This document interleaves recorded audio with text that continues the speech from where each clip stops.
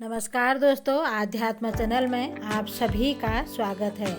दोस्तों, आज मैं आपको भगवत गीता सुनाऊंगी। आज से कार्तिक का मास शुरू हो गया है। कार्तिक मास में भगवत गीता का बहुत महत्व माना गया है। श्री कृष्ण से इनका महत्व होता है और श्री विष्णु हरि से इनका महत्व होता है।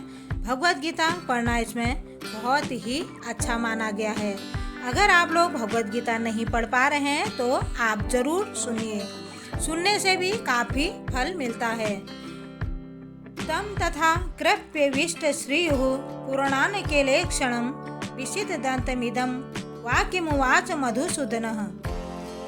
संजय ने कहा था कि करुणा से व्याप्त शोक युक्त अश्रुपूरित नेत्रों वाले अर्जुन को देखकर मधुसूदन कृष्ण ने ये शब्द कहे थे कि जो करुणा, शोक तथा अश्रु ये सब असली आत्मा को न जानने के लक्षण है।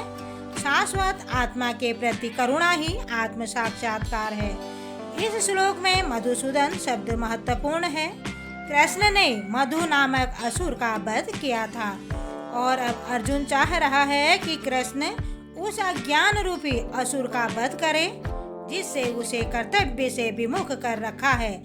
यह कोई नहीं जानता कि करुणा का प्रयोग कहाँ होना चाहिए। डूबते हुए मनुष्य के वस्त्रों के लिए करुणा मूर्खता होगी।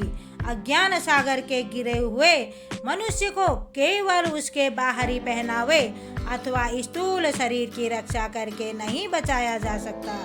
जो इसे नहीं जानता और बाहरी पहनावे के लिए शोक करता है वह शूद्र कहलाता है।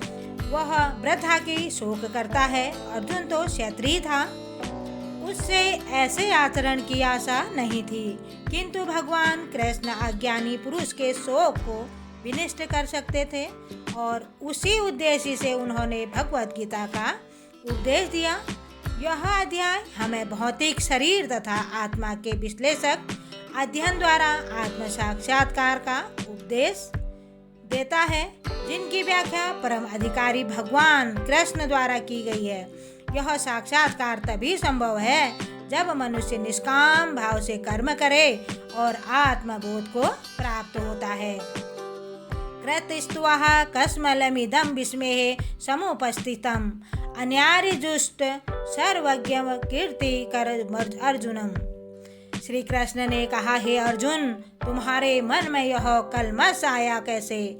यह उस मनुष्य के लिए तनिक भी अनुकूल नहीं है जो जीवन के मूल्य को जानता हो। इससे उच्च लोक की नहीं अपितु अपयश की प्राप्ति होती है।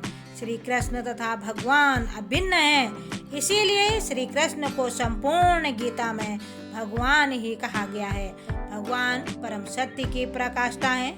परम सत्य का बोध ज्ञान की 3 अवस्थाओं में होता है। ब्रह्मा निर्वेश सर्वव्यापी चेतना, परमात्मा भगवान का अंतर्यामी रूप जो समस्त जीवों के हृदय में है, भगवान श्री कृष्ण श्रीमद् भगवान परम सत्य की यह धारणा इस प्रकार बताई जाती है कि बंधति तत्त्वमिदस्त्वं यज्ञानमध्ययं बर्होति परमात्मेति भगवानित शब्द थे। परम सत्य का ज्ञाता परम सत्य का अनुभव ज्ञान ही 3 अवस्थाओं में करता है और ये सब अवस्थाएं एक रूप में हैं। ये ब्रह्मा, परमात्मा तथा भगवान के रूप में व्यक्त की जाती है।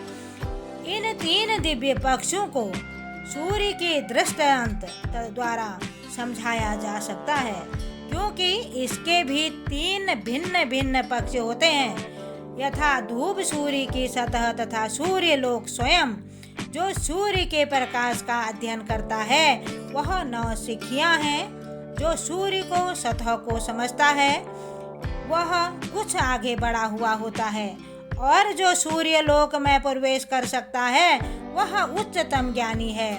जो नौसिखियां सूर्य प्रकाश, उसकी विश्व व्याप्ति तथा उसकी निर्वेशिक प्रकृति में अखंड तेज के ज्ञान से ही तृष्ट हो जाता है, वह उस व्यक्ति के समान है जो परम सत्य के ब्रह्मा रूप को ही समझ सकता है। जो व्यक्ति कुछ अधिक जानकर वह सूर्य गोले के विषय में जान सकता है, जिसकी तुलना परम सत्य की परमात्मा स्वरूप से की जाती है।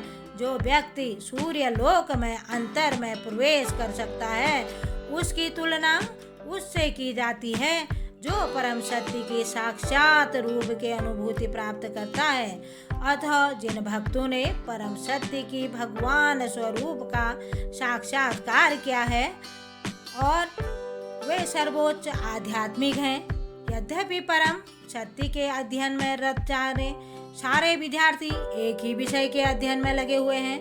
सूर्य का प्रकाश, सूर्य का गोला, सूर्य लोक में भीतर बातें, इन तीनों को एक दूसरे से विलग नहीं किया जा सकता।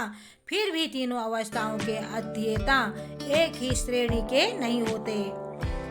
जो शब्द भगवान की व्याख्या वासुदेव की पिता पराशर मुनि की है, समस्त धन शक्ति यश सौंदर्य ज्ञान तथा त्याग से युक्त परम पुरुष भगवान कहलाते हैं। ऐसे अनेक व्यक्ति हैं जो अत्यंत धनी हैं, अत्यंत शक्तिमान हैं, अत्यंत सुंदर हैं और अत्यंत विख्यात हैं, विद्वान तथा विरक्त भी हैं, किंतु कोई साधिकार यह नहीं कर सकता कि उसके पास सारा धन शक्ति आदि है।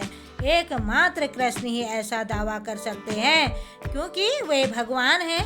ब्रह्मा, शिव और नारायण सहित कोई भी जीव कृष्ण के समान पूर्ण ऐश्वर्यवान नहीं है।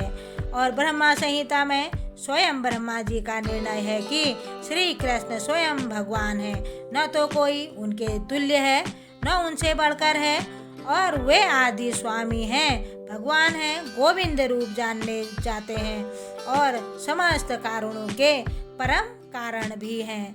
धन्यवाद।